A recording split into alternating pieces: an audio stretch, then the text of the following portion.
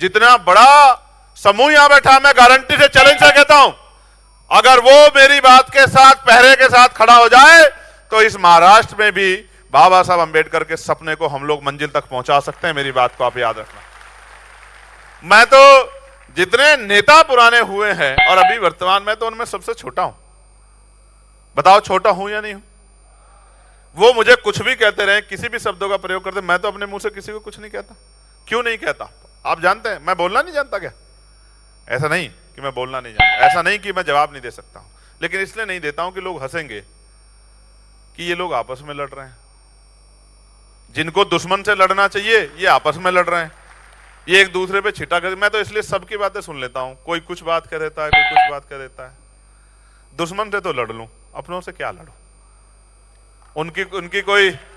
उनकी कोई जरूरी हो सकती है, कुछ कोई मजबूरी हो सकती है मुझे बुरा भला कहना, लेकिन ये कटु सत्य है कि मैंने महाराष्ट्र के मेरे परिवार के लोगों, मैंने गोली खाई और एक नहीं 4-4 गोली मेरे ऊपर चलाई गई। अगर महापुरुषों का आशीर्वाद नहीं होता तो आज मेरी फोटो जैसे वहां लगी है ना, वो देखो, अभी मैं उसको देख रहा था तो मुझे एहसास हो रहा था कि ऐसे कहीं किसी कोने में मेरी फोटो लगी होती और आप ये कहा करते कि भाई देखो, चाहे कितने दिन जिया लेकिन था हमारा भाई बहादुर। अगर 10-20 साल और जी जाता तो पता नहीं क्या कर देता। समझते हो? ये आप कहा करते क्योंकि ये जीवन, बुद्ध ने कहा कि मृत्यु अटल सत्य किसी के हाथ में नहीं है। ये जीवन आपके मेरे हाथ में नहीं, मृत्यु जब आएगी उसको स्वीकार करना पड़ेगा, उस पर रोने के चिल्लाने से काम नहीं चल सकता। और मैं आपको वचन दे कहता हूं, मृत्यु का रूप कोई भी हो और कहीं भी हो, जब मृत्यु आएगी तो निराशा और दुख आपके भाई के चेहरे पे नहीं होगा। मैं इस बात का आपको विश्वास दिलाता हूं। लेकिन लड़ाई मृत्यु से नहीं है, लड़ाई है आपसे कि आप क्यों नहीं सोच रहे हैं कि ये इतना छोटा सा काम हम लोग कर सकते हैं। करना क्या है? लूटे पीटे, गिरे पड़े, सताए गए, गिराए गए, शोषित पीड़ित वर्ग में भाईचारा पैदा करना है।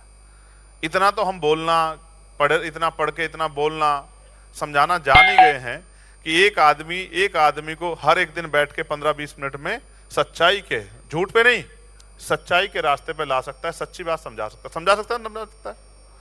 बताओ, समझा सकता है, समझा सकता है?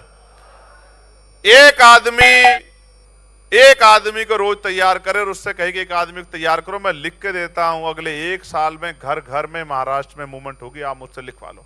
और मूवमेंट ऐसी नहीं होगी जो बिखरी हुई हो कि 2 इधर को चल रहे हैं, 2 इधर को चल रहे हैं, 2 इधर को चल, ऐसी मूवमेंट होगी जो कंसोलिडेट होगी, एकजुट होगी। और जब तक हमारी मूवमेंट एकजुट नहीं होगी तब तक शक्ति का निर्माण नहीं हो सकता है। आप जिस भी तरह का परिवर्तन चाहते हैं, सामाजिक आधार पे, धार्मिक आधार पे, क्षेत्रीय आधार पे, रोजगार के आधार पे, जिस भी तरह की पॉलिसी चाहते हैं वो शक्ति से बनेगी। और लोकतांत्रिक व्यवस्था में शक्ति सत्ता में है, जब तक आप सत्ता में नहीं होंगे कोई परिवर्तन नहीं हो सकता। मैं महाराष्ट्र के भाइयों, जब दादर रेलवे स्टेशन का नाम बदल के बाबा साहब अंबेडकर के नाम पर रखना होता है तो मैं पार्लियामेंट में उसकी आवाज उठाने का काम करता हूं। जब दीक्षा भूमि पर अवैध पार्किंग बना के आप लोग यहां आंदोलन करते हो तो आपकी मांग को पार्लियामेंट में उठाने का काम करता हूं।